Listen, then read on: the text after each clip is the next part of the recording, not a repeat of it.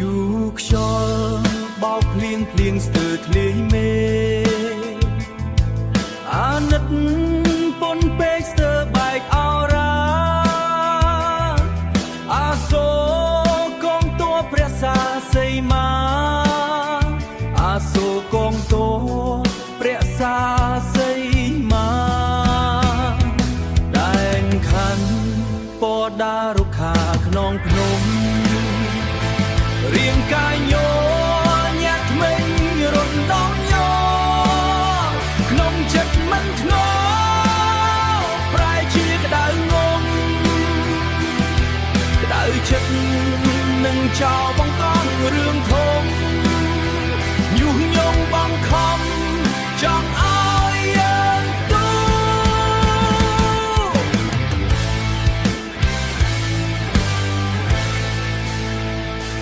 យើងយល់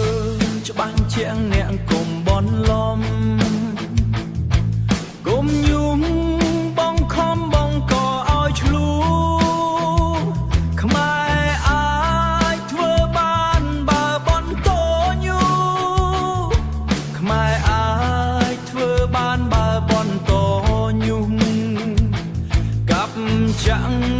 បាញ់បោះមិនខ្លាចចោអាខ្មែរមានពូជពងសាវដាថ្លៃថ្នូរមិនចាញ់យូចាប់អូពូក្រៅសាសនា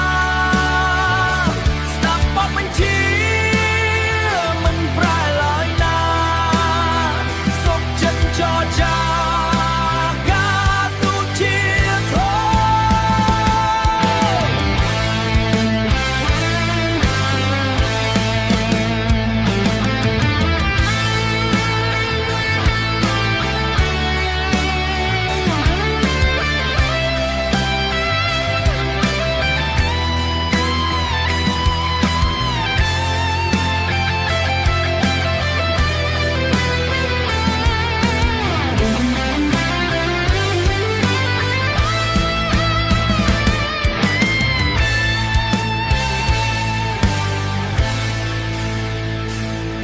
៌មានពូជពងសាវដាថ្លៃថ្នូរ